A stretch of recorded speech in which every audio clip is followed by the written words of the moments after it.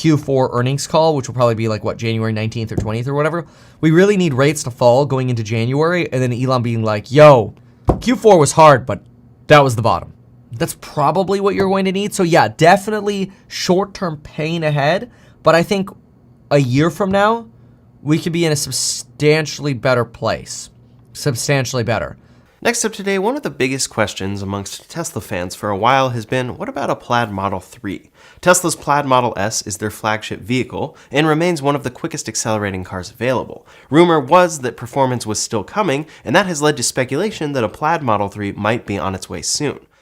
안녕하세요. 금리가 떨어지는 시점부터 테슬라의 주가는 크게 회복세를 가져갈 거라고 많은 분들께서 예상을 하고 계십니다. 결국 부실한 기업들은 고금리 시대에서 파산을 할 수밖에 없고요. 테슬라는 여전히 강력한 수익 구조 시스템을 가지고 있기 때문에 이런 위기의 상황 속에서 가장 매력적인 종목이 아닐까 싶은데요. 그리고 테슬라 측에서 공식적인 입장을 내놓고 있습니다. 모델 3 하이 퍼포먼스 버전을 내년 초에 공개를 한다라고 하죠. 그리고 여기에 특별한 단어가 붙는데 pretty special이라고 말합니다. 그렇다면 도대체 왜 테슬라는 다른 모델도 아니고 모델 3의 성능을 강화시키려고 하는 것일까요? 바로 모델 Y와 차별점을 가지기 위해서입니다. 현재 테슬라 매출 대부분이 모델 3 Y 판매에서 나오는데요. 모델 Y가 압도적인 숫자를 보여주고 있죠. 테슬라의 기가 팩토리에서도 가장 많이 생산되는 곳이 상하이인데요.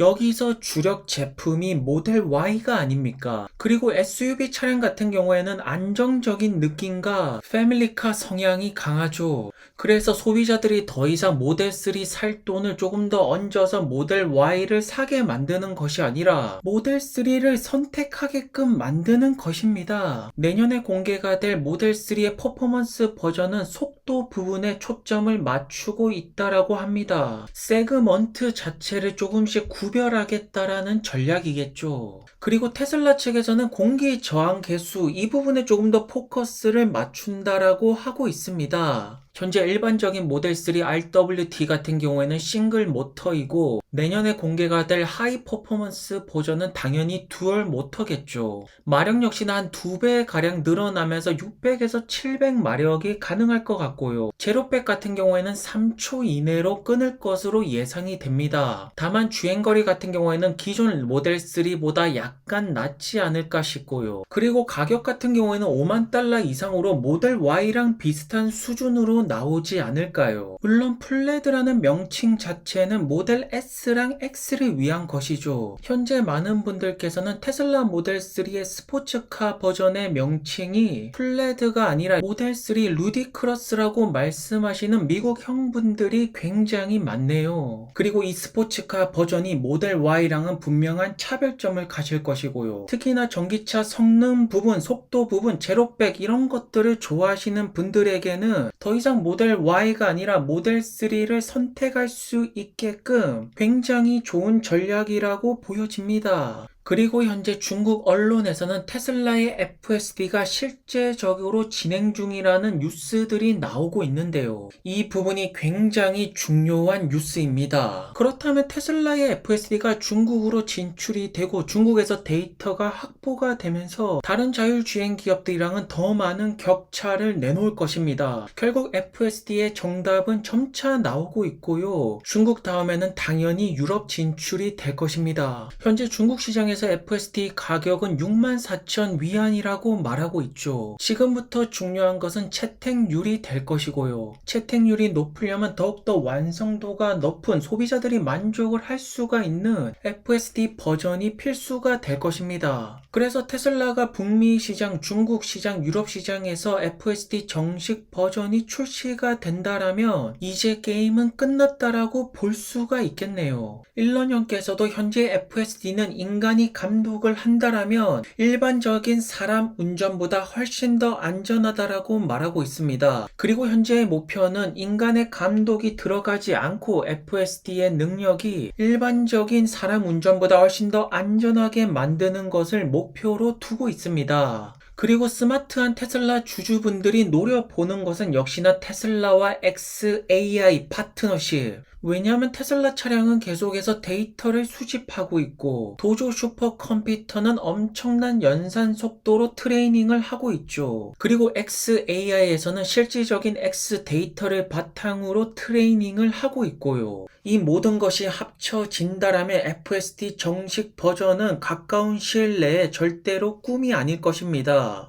현재 테슬라 외에 다른 기업들과 비교를 하더라도 데이터 양 자체는 엄청난 넘사 수준인데요. 즉 FSD의 데이터와 X의 데이터가 만나고 도조 슈퍼컴퓨터가 계속해서 트레이닝을 돌린다라면 점차 조금씩 빠르게 빛의 속도로 로보택시 사업으로 다가가는 것이 아닐까요? 테슬라의 사업을 보면 전체적으로 자동차가 있고 에너지가 있고 FSD를 통한 로보택시 그리고 FSD 라이센스 사업이 있는데요. 현재 시장의 대세와 높은 밸류에이션을 부과하는 것은 AI이기 때문에 언제나 주목할 점은 FSD가 어떻게 확장이 되는지가 가장 중요해 보입니다.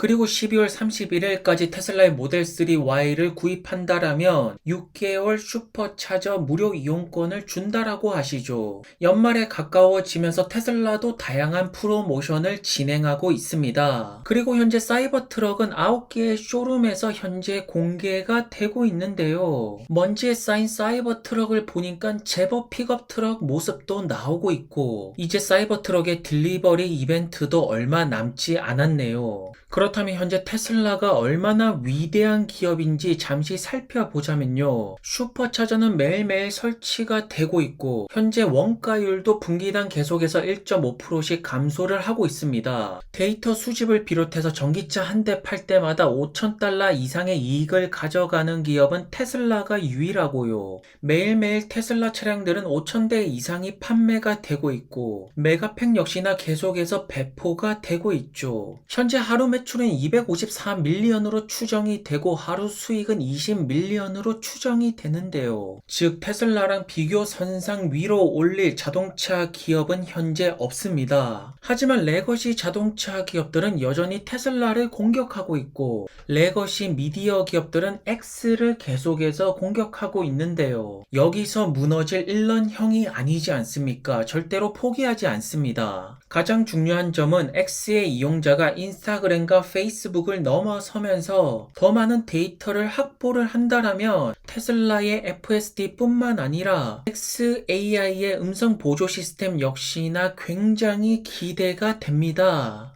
The pioneering electric car company Tesla has suffered a series of very public challenges since the beginning of this year.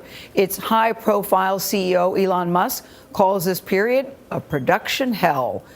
현재 테슬라는 유일하게 전기차 시장에서 성공한 기업인데요. 그리고 전기차 스타트업 중에서 기회를 노리는 분들도 계십니다. 이분들이 노리는 것은 딱 한 가지입니다. 테슬라가 대량 생산에 성공했고 주가가 거의 10배 가까이 뛰었는데요. 그렇기 때문에 스타트업 중에서 대량 생산에 성공하는 기업이 나온다라면 엄청난 주가 폭등이 나올 것이고 그것을 노리고 리스크를 감수하고 전기차 스타트업을 살펴보는 것이겠죠. And we are here, one of the very first people to get to see the Gravity, which is Lucid's SUV. We first saw Gravity in teaser form more than 3 years ago. Yes. There was just like a little bit of a teaser at the end of That's the launch right. of Lucid Air, and it looked quite different from this. That's right. Today we integrate a lot of what we learned from Lucid Air from a overall experience standpoint in the car, user experience, screen architecture, as well as the overall proportion, aerodynamics, storage, utility, flexible space, things like that. It's been an incredible development to get to this point. 그리고 루시드는 그래비티를 통해서 현재 두 번째 기회를 가지게 됩니다. 첫 번째 기회였던 루시드 에어는 안 좋은 성적표를 냈고요. 우선 기본적으로 루시드의 경영진이 밀고 있는 부분은 비슷합니다. 루시드 에어가 되었던 그래비티가 되었던 내부 공간이 굉장히 넓다라는 점을 강조하고 있죠. 그리고 언론 매체에서도 루시드의 그래비티 하면 역시나 주행거리 쪽에 포커스가 맞춰져 있고요. 루시드 에어 역시나 처음에 출시가 되었을 때 주행거리가 굉장히 강조되는 모습이 나왔습니다. 그렇다면 루시드가 강점으로 내세우는 부분은 내부 공간과 주행거리, 배터리 효율성, 스피드 부분을 계속해서 강조할 것인데요. 현재 많은 분들이 루시드 에어와는 다르게 그래비티의 판매량이 굉장히 좋다라고 긍정적으로 예상을 하고 있죠. 하지만 루시드 에어와 그래비티의 강점은 굉장히 비슷합니다. 그렇기 때문에 루시드 에어 판매가 상승하는 모습이 나와야지 그래비티가 출시가 되었을 때 판매 역시나 대박으로 이어지게 될 거라는 점입니다. 물론 북미 시장에서 SUV가 대세기 때문에 그래비티를 긍정적으로 봐야 되는 것은 맞지만 계속해서 루시드 에어의 판매량이 저조하다라면 성장 부분이 나오지 않는다라면 그래비티 역시나 고전할 수밖에 없죠. 왜냐면 루시드 에어 판매 전략과 그래비티의 판매 전략은 크게 다르지 않기 때문인데요. 우선 루시드 에어가 2016년에 공개가 되었습니다. 그리고 현재 수많은 기업들이 루시드 에어 디자인을 뺏겼죠. 사실 디자인은 뺏기면 그만입니다. 그리고 에어 같은 경우에는 출시 딜레이가 한번 이루어졌기 때문에 여전히 루시드를 부정적으로 보시는 분들은 그래비티 딜레이 역시나 고려를 하고 있죠. 그리고 2021년 루시드 에어의 첫 번째 딜리버리가 시작되었는데요. 그리고 이때 루시드에 베팅을 거신 분들은 테슬라처럼 대량 생산에 성공을 할 수 있는 기업이라는 것에 베팅을 건 것입니다. 하지만 기대와는 다르게 대량 생산과 점점 멀어지는 것뿐만 아니라 점차 안 좋아지고 있습니다. 특히나 매출 상승이 나오지 않는다라는 점이 현재 루시드의 경영진이 엄청난 욕을 먹고 있는 것이고요. 많은 주주분들께서는 루시드 에어가 최고라고 말하지만 손실 폭이 점차 커진다라는 것은 루시드 에어가 시장에서 인기가 없다라는 뜻입니다. 그래서 매출 성장이 나오는 것이 아니라 매출 하락이 나오고 있고 가이던스 역시나 작년부터 올해까지 계속해서 하향 조정이 되고 있습니다. 그렇기 때문에 매출 예상치도 계속해서 떨어지고 있죠. 그리고 현재 미국 시장에서 높은 밸류에이션을 부과하는 것은 전기차가 아니라 바로 AI입니다. 현재로서는 루시드의 자율주행은 엔비디아를 사용할 것으로 보여지는데요.